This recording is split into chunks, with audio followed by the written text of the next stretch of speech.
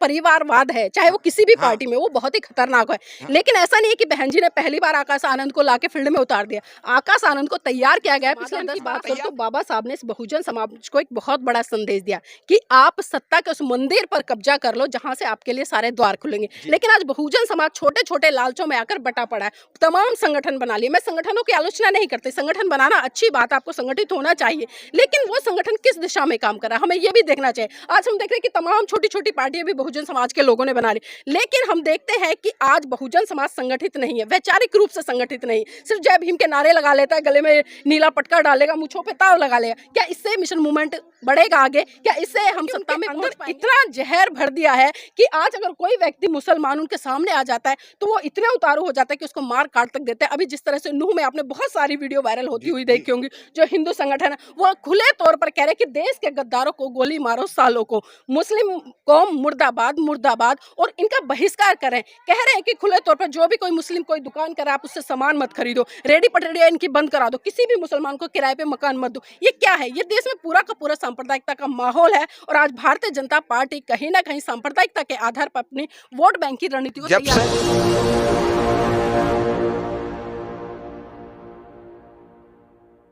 आज यहाँ एक बहुत अच्छी क्रांति हुई है और स्तंभ बना, क्योंकि एक जो स्तंभ है वो हमारा जो परम पूज्य बाबा साहब ने सबसे पहले वो दी थी, वो है हमारा पुणे के अंदर कोरेगांव के नाम से जो फेमस है। आज ये शाने वालों ने बनाया है, तो इसके लिए मैं आप सभी लोगों का स्वागत करता हूँ कि जो जो लोग यहाँ से आए हैं। हमारे साथ जो चैनल भी चलाती हैं, पूर्व विधायक भी का चुनाव भी लड़ी हैं, वो सुल्तानपुरी से नीलम गौतम नाम है इनका, और मेरा नाम देवेंद्र गौतम है। तो आपका स्वागत है जी, बहुत बहुत धन्यवाद। आज एक बात बताइए, आप महिला हैं और यहाँ आने की जितनी उम्मीद थी इतने लोग नहीं आए, ऐसा क्यों?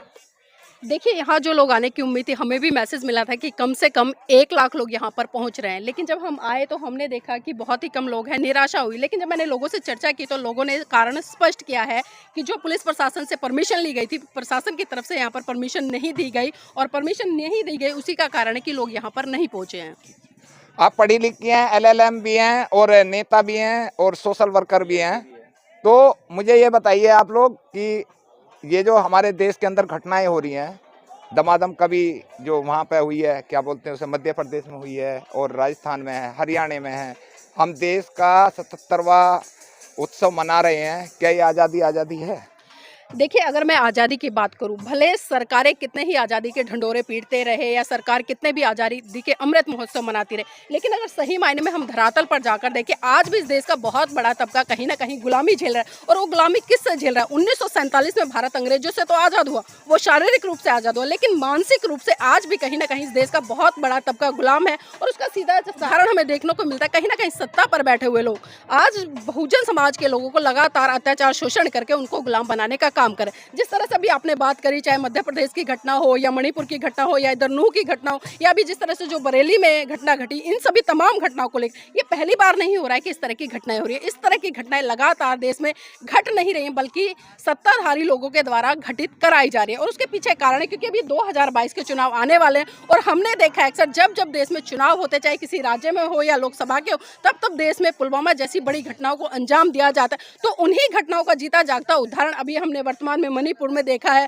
नूह में देखा है। ये 2024 की तैयारियां चल रही हैं, क्योंकि तैयारी क्या करें, क्योंकि कहीं ना कहीं आज देश की जनता भी समझ गई है पिछले जब से Bharatiya Janata party full flash सरकार में आई है उसने कितना काम किया है, कितना नहीं किया। सभी जानते हैं, जो 2 करोड़ का वादा लोगों को दिया था कि हर साल 2 करोड़ युवाओं को नौकरी देने का काम करें, लेकिन किसी भी युवा को आज तक नौकरी नहीं मिली। फॉर्म निकलते हैं, फॉर्म भरे जाते हैं, लेकिन जब एग्जाम आता है तो वो डेट कैंसिल कर दी जाती है, पेपर लीक हो जाता है। ये बहाना लगाकर कहीं ना कहीं युवाओं को आज भी बरगलाया जा रहा है। अगर मैं शिक्षा की बात करूँ, शिक्षा का क्षेत्र क्या हो गया, जहां सरकारी शिक्षा बच्चों को अच्छी से अच्छी मिलनी चाहिए थी, लेकिन आज जितने भी सरकारी संस्थाएं, चाहे मैं एजुकेशन क्षेत्र में बात करूं या हेल्थ के क्षेत्र में बात करूं या ट्रांसपोर्ट के क्षेत्र में बात करूं, सभी सरकारी, रेल भी इन्होंने बेच दिया, हॉस्पिटल भी इन्होंने बेच दिया, स्कूल भी ज्यादातर इन्होंने खत्म कर दिया सरकारी स्कूल। लेकिन आज हम देख रहे हैं कि वो चीजें खत्म तो हो रही है, लेकिन आज भी लोग मानसिक रूप से गुलाम है, सवाल करना नहीं जानते, पढ़ लिख गए हैं लेकिन जागरूक नहीं है। लेकिन जब तक जागरूक नहीं होंगे तब तक इस तरह के अत्याचार शोषण होते रहेंगे, और ये सरकारें इस तरह से ही लोगों को दबाने का काम करेगी। और जो मैंने चुनाव की बात करी, क्योंकि चुनाव की तैयारियां चल रही है,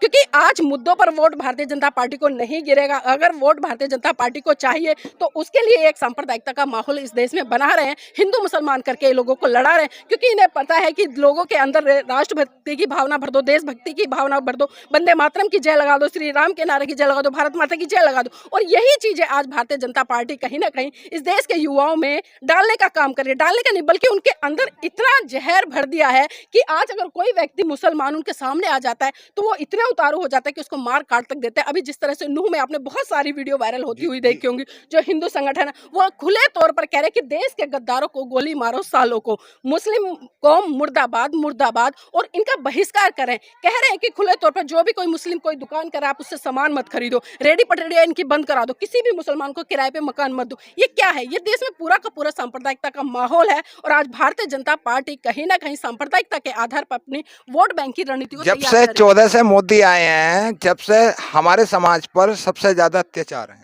देखिए, बिल्कुल अत्याचार हो रहे हैं। अत्याचार पहले भी होते थे, लेकिन भारतीय जनता पार्टी के शासनकाल में कई गुना अत्याचार बढ़े हैं। और उसका जीता जागता उदाहरण आप सबने भी देखा है। चाहे मैं खासकर बहन बेटी की बात करूं, हाथरस कांड आप भूले नहीं होंगे। उसके बाद में बरेली की घटना, कठुआ की घटना, कुंडाव की घटना, उसके बाद में दिल्ली में जो कंझावला कांड हुआ, बहुत सारी तमाम ऐसी घटनाएं हैं। इनका समस्या का समाधान क्या? समाधान बताइए। ये घटनाएं तो हम भी देख रहे हैं, जनता भी देख रही है। इनका समाधान है हमारा बहुजन, जो हम बहुजन बहुजन करते हैं, हमारा समाज कब एक साथ होगा? आज जो है आप व्हाट्सएप फेसबुक पे देख रहे होगे, चंद्रशेखर की, आकाश आनंद की आपस में फाइट चल रही है, लोग उसके समर्थन उसके समर्थन। ये क्या है? ये देखिए, समाधान, अगर मैं समाधान की बात करूं तो बाबा साहब ने इस बहुजन समाज को एक बहुत बड़ा संदेश दिया कि आप सत्ता के उस मंदिर पर कब्जा कर लो जहां से आपके लिए सारे द्वार खुलेंगे। लेकिन आज बहुजन समाज छोटे छोटे लालचों में आकर बटा पड़ा है, तमाम संगठन बना लिए। मैं संगठनों की आलोचना नहीं करती, संगठन बनाना अच्छी बात, आपको संगठित होना चाहिए, लेकिन वो संगठन किस दिशा में काम कर रहा है हमें ये भी देखना चाहिए। आज हम देख रहे हैं कि तमाम छोटी छोटी पार्टियां भी बहुजन समाज के लोगों ने बना ली, लेकिन हम देखते हैं कि आज बहुजन समाज संगठित नहीं है, वैचारिक रूप से संगठित नहीं। सिर्फ जय भीम के नारे लगा लेता है, गले में नीला पटका डालेगा, मूंछों पे ताव लगा लेगा। क्या इससे मिशन मूवमेंट बढ़ेगा आगे? क्या इससे हम सत्ता में पहुंच पाएंगे? क्या इससे हम अपने देश में हो रहे हैं जो हमारे लोग हैं उनके ऊपर अत्याचार शोषण है उनको कम कर पाएंगे? कभी भी नहीं कर पाएंगे। अगर इन्हीं सभी समस्याओं से हमें निजात पाना है तो जब तक हम एक झंडे एक डंडे एक बैनर के नीचे आकर संगठित होकर पूरी वो झंडा डंडा और बैनर होगा कौन सा? देखिए, हमें हमारे महान पुरुष देखे गए साहब, मान्यवर काशीराम जी ने आपको इतना बड़ा प्लेटफॉर्म दिया है, आपको बहुजन साहब मान्यवर काशीराम जी ने बहुजन मूवमेंट दे दिया, उसके तो हम सादा जिंदगी रनी रहेंगे। लेकिन मुझे ये बताइए कि बहन जी ने आकाश आनंद रेडीमेड तार दिया बाजार में, उसने किसी स्कूल में स्पीच दिया तक? नेता है वो? साहब ने अपने परिवार का कोई व्यक्ति नेतागिरी में तारा क्या, या बाबा साहब ने तारा क्या, या बहुजन में जो ज्योतिबा फूले उन्होंने तारा? फिर इसका क्या रोल है? देखिए, सभी लोग बहन जी पर आज एक बहुत ये बड़ा राहुल पे, अखिलेश पे, इन पे क्यों जी, मैं आपको बिल्कुल वही जवाब दे रही हूँ कि जो परिवारवाद है, चाहे वो किसी भी पार्टी में, वो बहुत ही खतरनाक है।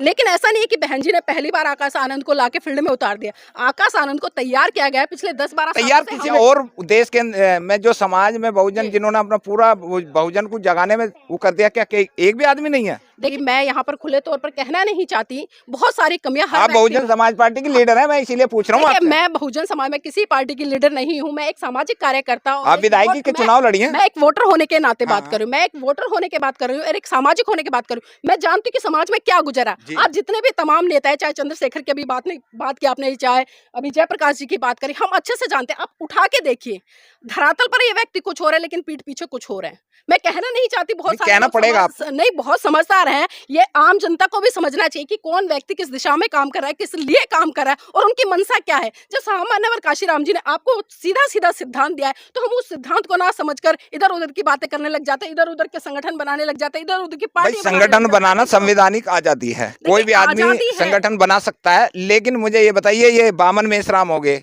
चंद्रशेखर हो गए, माननीय बहन जी होगी, और एक और छोटे छोटे बहुत सारे नेता हैं, ये एक कप चाय एक साथ नहीं पी सकते, समाज को इकट्ठा कैसे करेंगे? आपको बिल्कुल पहले ही कहा है, जब तक तमाम बहुजन समाज के नेता, चाहे वो संगठन के तहत काम कर रहे हैं या पार्टी के तहत काम कर रहे हैं, जब तक वो अपने निजी को त्याग एक झंडे के बैनर के नीचे ये नहीं इकट्ठे अंग बन निर्णय लीजिए किसको हमें खड़ा कर। आप एक नहीं है ना, मतलब बहन जी के, चंद्रशेखर के पढ़े या जयप्रकाश पढ़े या बाबूराम के पढ़े, आप में एक योग्य व्यक्ति, आज में ऐसा नहीं है पढ़े समझदार तो प्लेटफॉर्म ये तो सही। मैं जाके एक प्लेट कोई तैयार है, कोई भी व्यक्ति अपना नेतृत्व छोड़ना चाहता, हर कोई चाहता है कि झंडा ऊंचा, मेरा नाम मेरा संत, और यही बहुजन समाज इतनी बात में कुट पिट है।